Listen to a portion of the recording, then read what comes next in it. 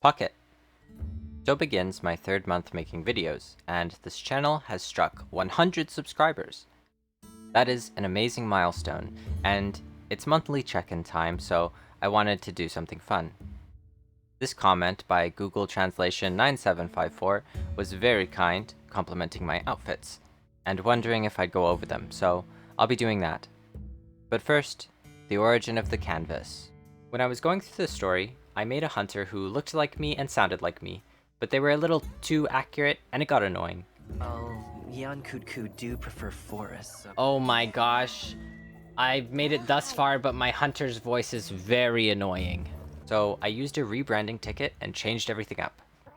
Now, I'm not really an aesthetically gifted person, as I've always been more of a linguistic artist than a visual one. I have a massive appreciation for people who can make amazing things like Mumbo Jumbo or B-Double-O. Alas, I've always found myself far too intrigued by the mechanics and function of things that I often leave them hideous.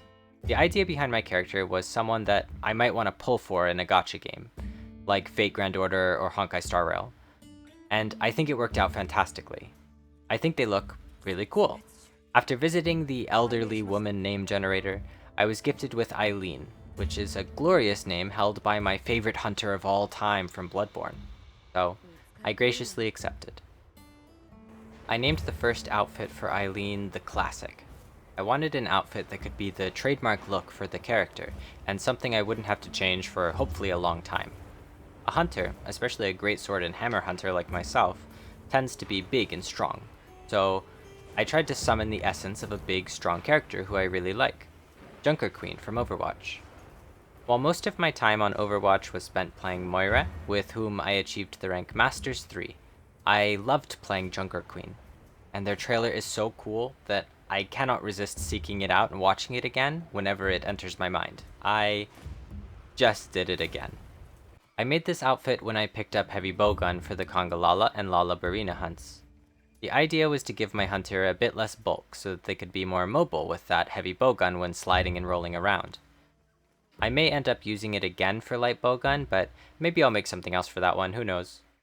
Let me know if you have a preference.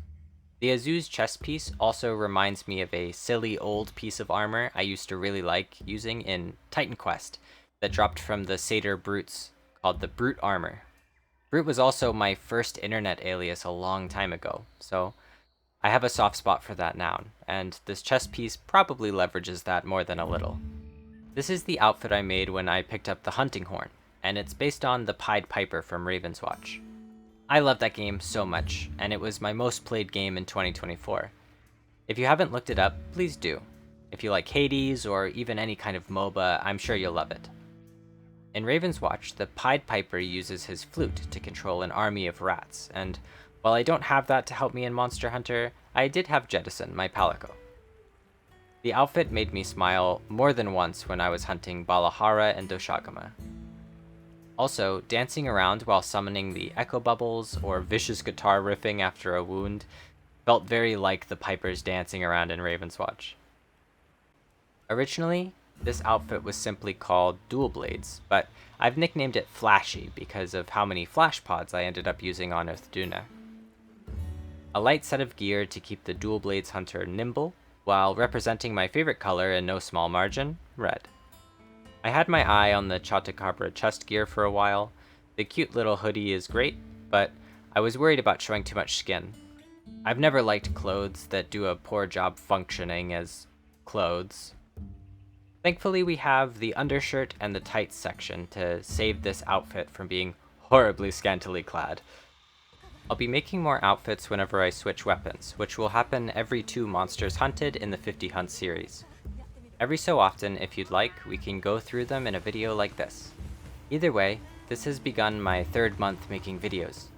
One of the things I've been having fun with is that I genuinely feel like every new video I make is the best I've ever made. With every video edited, I'm learning new tricks, getting quicker, better.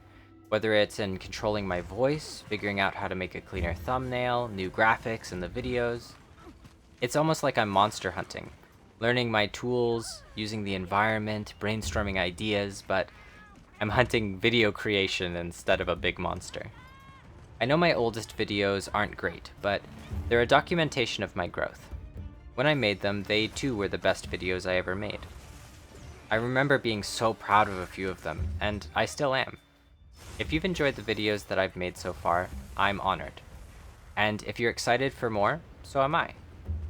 Making videos like this almost feels like leveling up and unlocking new abilities with every project, and I will only continue to improve and refine these new skills over time.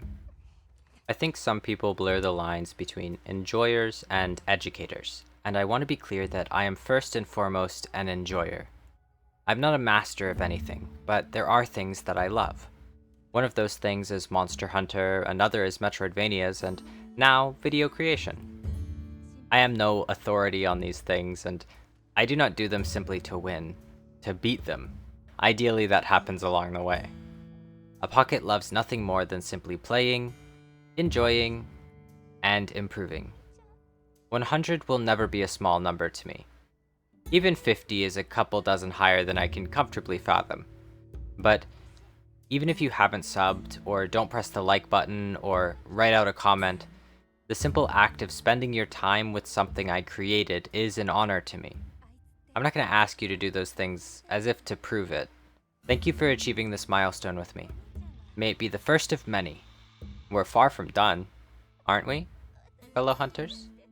I'll be doing another check-in during May, so if you have any questions or curiosities, maybe a type of video you'd like to see, or something you don't like so much in my videos, a game you'd like for me to try, or maybe you think Monster Hunter isn't awake enough, or it's too awake? Am I saying that right? Let me know. Thank you for watching, Epic Lizard, Dana Bobena, Avery, and everyone else. Good luck. Goodbye.